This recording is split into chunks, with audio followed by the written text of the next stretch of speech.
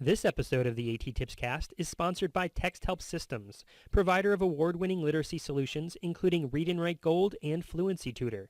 For more information, go to www.texthelp.com. That's www.texthelp.com. Hi there, this is Sean Sweeney. I'm talking to you from the ASHA convention, where it was great to meet Chris Bouguet. And I write a blog called Speech Techie, so I hope you enjoy this episode of the A.T.TIPS cast.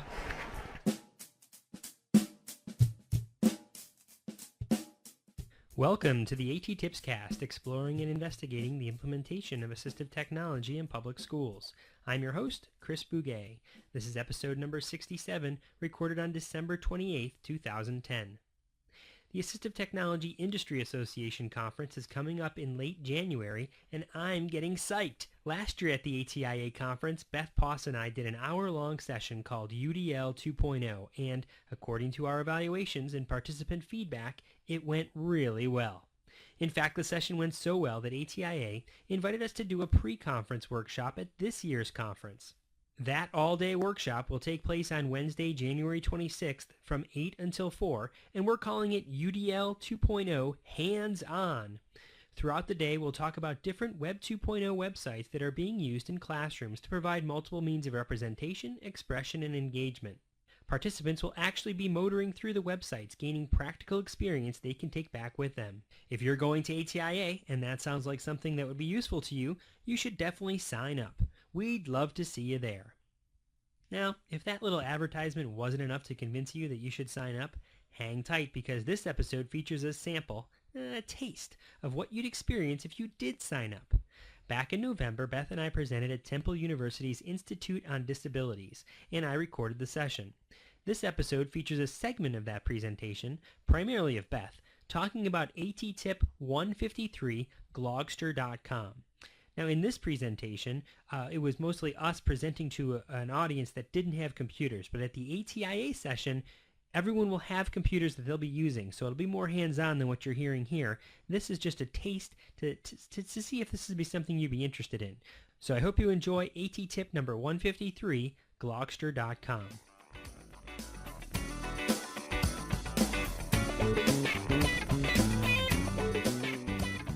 So, the next tool that we want to tell you about is an awesome tool. It's called Glogster EDU.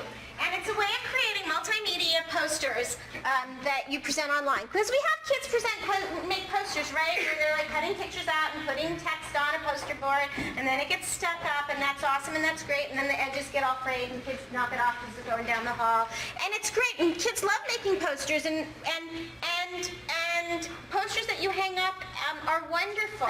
Kids love it, they're creative, they can do all sorts of neat things with it. This is an alternative, because remember, we're talking about choices. It's not that this is the best way to make a poster. This is one of many ways that you might be able to make a poster. Or present other information, not just that you might be presenting other than in poster form. So it's Glogster EDU is the resource, and it's actually the URL is edu.glogster.com. There's free version of Glogster. There's also a paid version, a premium version of Glogster. You can use the free version. It's totally functional as a free version. There are some usability settings as far as an educator in a classroom and how you set up classes for students that make the premium version appealing at times. Even as a premium version, it's only about $10 a month. So completely free or as a low cost. You can set up classes with this. I'm not going to take you through every feature of it, but as you can see, you can set up classes and have classes of students in there, and you can have all sorts of different projects that go in here. So I had students in English class in a 7th grade English class that had a number of students with some pretty significant learning disabilities in it, and they had to do a presentation on Shakespeare. As a part of the unit we were reading Midsummer Night's Dream, and they had to learn about Shakespeare. And instead of doing it as a paper, or even as a PowerPoint, because kids are really PowerPointed out, we decided to give them the option of doing a glog. And so you can see we've got some spelling errors up there of Shakespeare.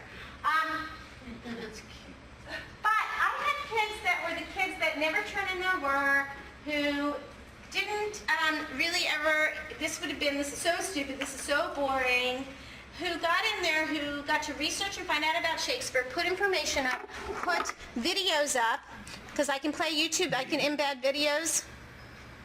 To be. To be. Or not to be. Or not to be. To be or not to be. Say it. To be. Or not to be. Or not to be. Okay, so you can embed videos in there. They can put pictures, they can put text. They had a rubric. There was certain information they had to put. They were able to copy and paste. This particular student who has an IEP, who regularly is being seen by the counselor because of behavior issues, had this absolutely fabulous presentation that he did that he enjoyed. And not only did he enjoy doing it, but he was one of the first kids finished with it. And he got to go around and help all of his classmates work theirs, like deal with it, because he got it right away. And what a self-esteem boost for this kid, who is usually the one who's being sent, bounced. We have the system where you get bounced from a classroom when you're not, who's usually bounced at least 1 or 2 times a day from one of his classes because of his behavior, instead being the model for academics and as a role model in his class. It was awesome. So back to it was just this really cool way that you can add audio, video, graphic images. There's lots of images within there. You can pull in all of that.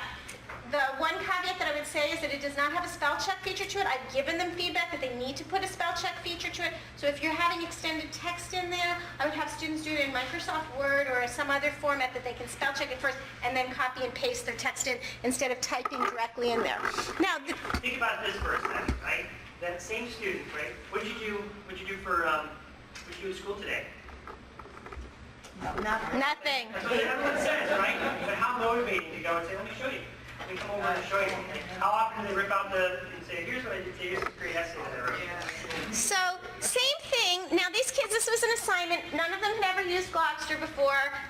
Whatever. Most of them, a lot of these students didn't like to do any kind of writing. They didn't, school is stupid. Well, and I didn't even realize this. So now I'm going through, I've got all my Shakespeare glogs that these kids were doing. And I just realized, I saw when I clicked on it, so who has also a learning disability, rarely writes, and look at this, she created a glog, because I can see it because she's in there as my student. She went in, this was an assignment, she just decided to go in, and she wrote without being asked to write. This is a kid who would never write without being asked to write. And you know what? I want you to look at it. I'm not even seeing any spelling mistakes, because why do you think it was important for her to not have any spelling mistakes? Her friends were going to see. Because she was sharing this with other people. Okay? What a powerful thing. Nobody said you need to go make a glog about your birthday, and that's what they're called. The products are called glogs. It's Glogster, you make a glog. Okay? And nobody, I just find that so motivating, that you can get animations, all this sort of cool things. So beautiful, I love it. There's Sydney. Any questions about Glogster? So we're going to keep moving on because we want to get to all of our tools. You can set up classes, there's all sorts of really awesome things, love it. Anyone using Glogster? Anybody used Glogster before? Cool. You can also go into Glogster and search for things for presentation. So I can go, as I go down here, I can follow different blogs. I can look for things. Just to show you on a completely different level, I've used Glogster to present information. So I've presented, when I've done a presentation for a conference, I've done my presentation in Glogster because I can have links to it. This was one that we did as an activator for 7th grade unit on the Holocaust prior to reading Diary of Anne Frank. And so I put this in as an activator for students to be able to look at, and we talked about what do they see, what is the significance of these different things. They got to see a video. This is from True Media is another great website. Yeah. True Media. You want to write that? So this was just a video about the story about the book Daniel's Story, which the Holocaust Museum in Washington D.C. and we live outside of Washington D.C. and that's part of our 7th grade. They take a field trip to that. So this was a precursor. So I use this as a means of presenting information to the students. Students for the Shakespeare unit used it as a means of demonstrating their knowledge to me. So the 2 ways that I was able to do this, and then to top it all off, we found that it was engaging. Okay, so it met that criteria that we talked about earlier. When you did this, did you situate the pictures? Yeah, so I can put the pictures where I want them to be. Okay. Yeah, you click and drag them all around. It's very easy and fun to use, and we could, I want to, well, let's just take 5 seconds. Yeah, we'll just do really quickly, and let's just go in and make a glog. So, come on up. Tell me your name. Any topic that you want? Any topic that you want. Somebody want to come up? Come on up. Question. Okay. So can you print out like a poster or something? Yes. Well, you can print it out. You can print the glog. The question would be, why do you want to print it out?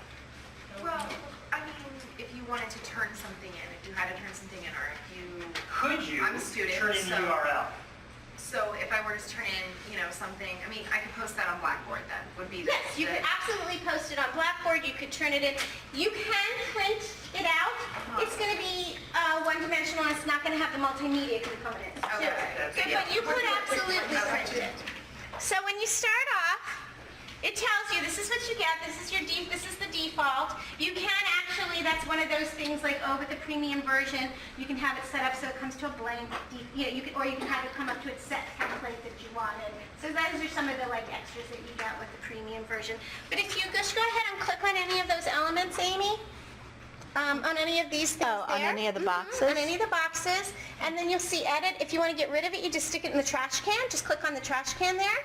It'll make it go away. So let's go ahead and add a text. Go ahead to text and add text. It gives you all these hundreds and hundreds. There's 61 plus pages of different kinds of text boxes that you could put on. So you can and there's some categories. There's some things that are specific like EDU, EDU geometry, EDU, so there's a thing. So go ahead, you can close that, yep. And if you click in there and you just highlight, if you go to edit now, Oh, go to edit. so the little tab there, this is edit, yep. And then you can highlight that text and replace it with whatever you wanted. Okay. So this is the kind of thing that if I was doing this with students and there was something that they were typing that I wanted it to, I would tell them, go type it in Microsoft Word or another word processor first, use whatever tools they need to use, Co-Writer, whatever. They could use Co-Writer with this on the web though. And I might have them then copy and paste it in. So depending on what purposes I was using. All right, let's go to video for a second. Okay, and I can upload videos. So I have a number of videos. You can see there's the start of Chicka Chicka Boom Boom. So that's from Discovery Education. My school system has a Discovery Education streaming account. I'm able to download videos from Discovery Education and save them. And then I can upload them, and it's within the licenses of my Discovery Education streaming account that I can then upload that video into something like Glogster and then share it out and it's all kosher, it's all legal and everything. And you were talking about students with more severe disabilities. I will often create and put it into a glog, take pieces of the video from Discovery Streaming so that it's a very clean, simple environment that they can just click on and play the videos for different things. So I will do that. You can also upload videos. You can pull in a URL. So with the links, if I had a URL from a YouTube video, that's how you pull it in. You would link to it, and you just put in the URL of the YouTube video, and it just appears right there. Did we lose anybody there? Remember how we did the copy and paste? We asked you to copy and paste? Same deal. Same deal. URL at the top of So the if you YouTube click on video, link, copy and paste. just click on link. And if we had the URL, okay, so for example, and you would just put that link from the YouTube on there. Or What if you had this great one about UDL? right, which What was did you type in? bit.ly. In this case, you will have to put... You would have to put in your Oh. HTTP because it's asking for that. So But you get the idea HTTP how these things are colon, right yeah. together. BEIT.ly BIT.ly / UDL explain. No, UDL explain. His video of that of Chris. So we Is have it that. all caps UDL? It was all lowercase. Everything was lowercase, right, Chris? UDL explained. And then just click add to your files. The question was, do you have issues with managing time management? Yeah, at times you do, but do you have issues? I have issues of managing time where the kids are engaged in the activity and excited to be doing it, instead of issues of time where they're engaged in throwing spitballs at each other and bugging each other and being off task and off topic. So that I'd rather have issues of time management where they're engaged in learning, or issues where they're engaged in off-task behaviors. I'd rather work on the time management of Or you know what else you could do? You could have like a tutor program, which you would go into like graphics first and then text and, let them learn. And then after you put everything together, then they can learn to maneuver. And can I tell you, I showed this to the kids, and then I was going through this whole thing of showing them how to do something. I'm going to steal this is addictive, isn't this, Amy? I'm going to steal something, Thank you, Amy. and I'm just going to steal this and they said to me, I was trying to do something, and they're like, oh, Mrs. Potts, I was going over to here to do something, and they're like, Mrs. Potts, just right click, and then you can change the wall, which is the background. I didn't know that. So I was teaching them how to use the program, and I was saying, oh, then you have to go over there, and this was like when they were on the computer, we were doing this, and they're like, Mrs. Potts, just right click. Okay. I mean, Beth, it's probably better that the teacher knows every possible thing that could happen on the website before they use it. That's true. Okay.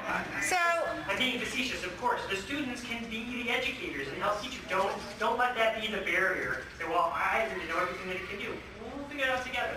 yeah. So they came up with that. So you would use this as like a poster type, is that what It you're could saying? be as a Or- poster. This was an assignment that previously, the way that it had been assigned is they had to write a paragraph about Shakespeare and include 5 facts about him. The teacher had been thinking, oh, to make it more interesting, why don't I have them make a PowerPoint about Shakespeare?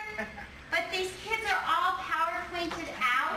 They don't care about, PowerPoint is nothing fun. And so we PowerPoint's did not on this the web. instead. So I can take that file and I have to So share it. And we did this instead. It could have been that the assignment was make a poster, and the choice is you can make a poster using poster board material, and there are some kids that are going to prefer to do that because they want to draw, they want to color, cut, and paste, they want to do all of that. They want that kinesthetic experience.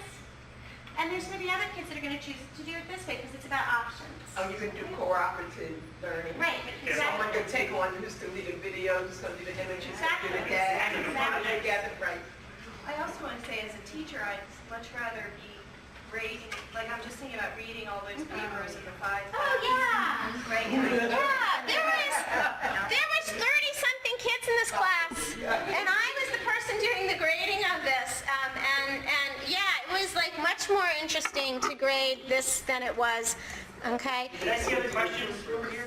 You could use it as an interactive KWI. Absolutely. So What's you that? I could, don't know what that is. It's, what do you know, what you want to know, what you want to learn. So through, Yeah. you can watch the... right. So we can have this. So there's a million different ways that you can use it. So again, We have each other comment on the blog too, right? yes, you can. So once you go, I'm going to go back out to. You do have to save your changes. We had issues where kids were exiting out of the, this is feedback I've given back to Glogster, that they need to have an auto-save feature. They did put this in finally, but they need to have an auto-save feature. So I'm just going to put this in right now. It gives you a link so you can share it, and then I can view the blog. You can. I've had kids that have been posted this on their Facebook. How cool is it that your 7th grader is actually posting their Shakespeare blog on their Facebook page? Okay, instead of whatever else that they might be doing. But then once it's up, then you can add comments to it. So then there's the part where then kids can go view each other's blogs and post comments, and you can moderate those comments as a teacher so that you're not, so kids are, that you get to look at what they're saying before. I also, when I graded this, I commented on every kid's poster so that they would have that feedback and that power of, gosh, wow, what I did on the web was viewed on the web and commented about on the web.